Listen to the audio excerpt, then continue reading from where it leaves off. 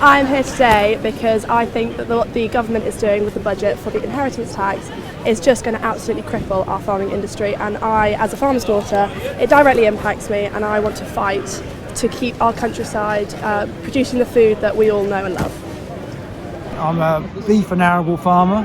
I've come here today because the inheritance tax and business tax they're going to put on our farms, we just can't afford it because all our money is tied up in land and livestock and machinery. And to pay the bill, we would have to sell our land, and then we wouldn't have any land to produce food for the British public. And this is going to happen all over the country, and there'll be no British food.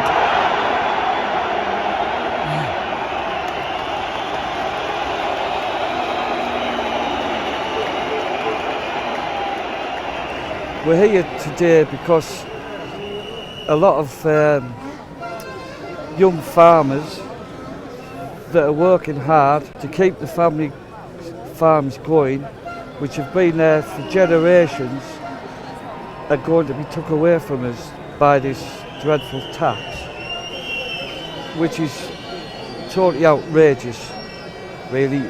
It's hitting the wrong people.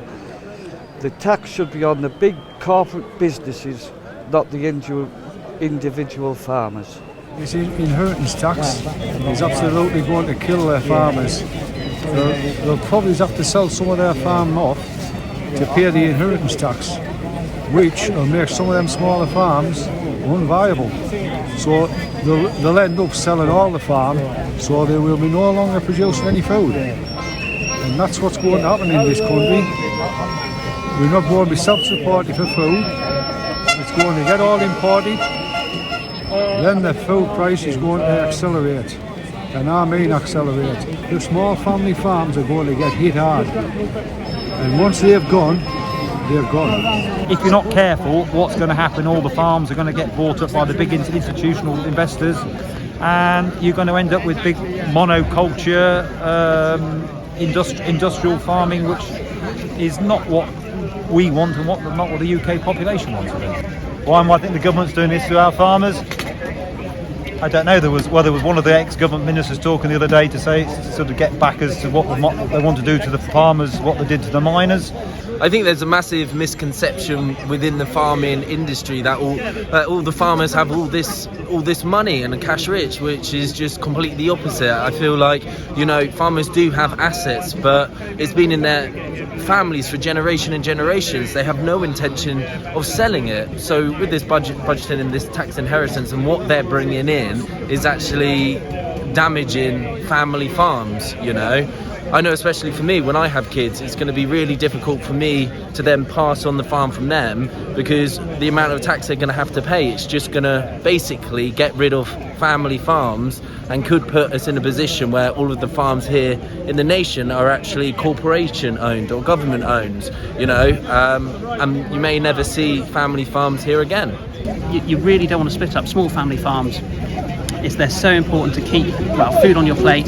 If you want institutionally owned big plots of land, big sheds, maybe these big chicken sheds and things like that, that's what you're going to be getting. The government don't really know anything about real farming. It's like, how many of them have actually spent a day on a farm in real life and actually seen what it's like to do the job? I think I heard it was about 40,000 farmers that have turned up today in aid of support. What needs to happen is the Labour need to realise that they've made mistakes. They need to stand up and own that they've made a mistake and things need to change. We three are still students, so we're not quite ready to take it on ourselves yet. And my dad's 55, still fully in charge of the farm and still fully fit to farm. So he's not planning on ending anytime soon, hopefully.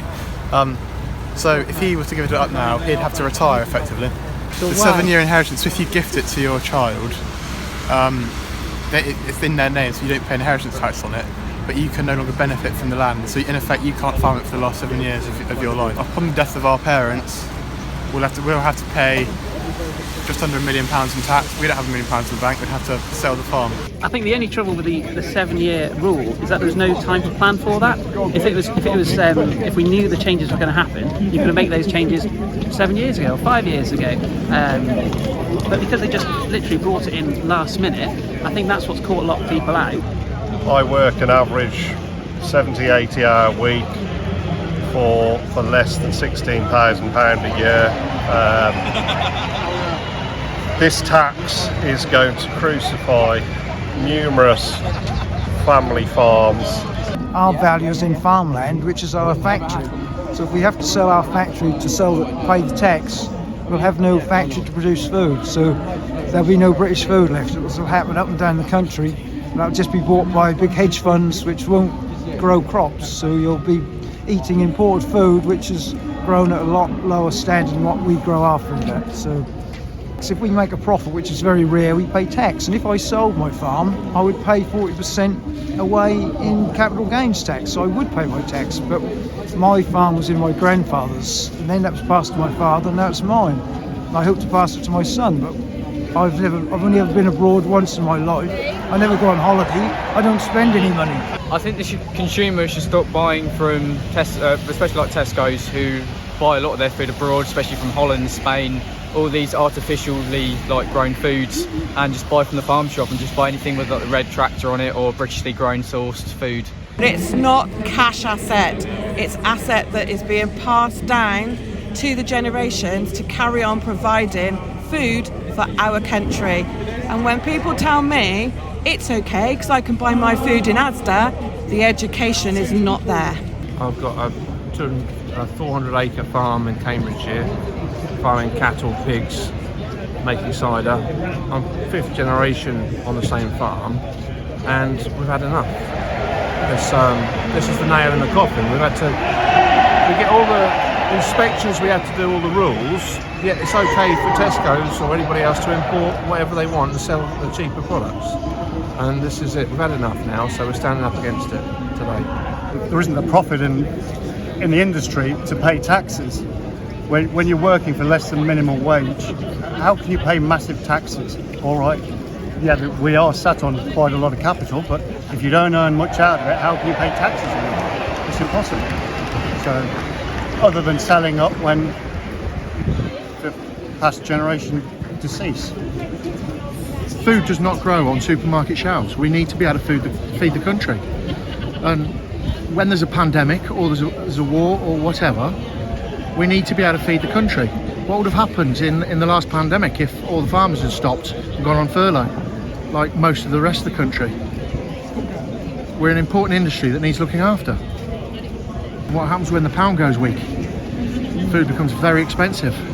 There's just 5 of us and we just got together and we just did it, and it looks like it's gone well, so hopefully the messages land and it works. We could do with having a meeting around a table and sitting down and going through some financials with him, write some numbers down and get them to understand exactly what's going on. They've put the inheritance tax rate of tax so high that it's not sustainable, and you'd have to sell 30% of the farm off to be able to pay that bill, and 30% off a farm makes it unsustainable going forwards.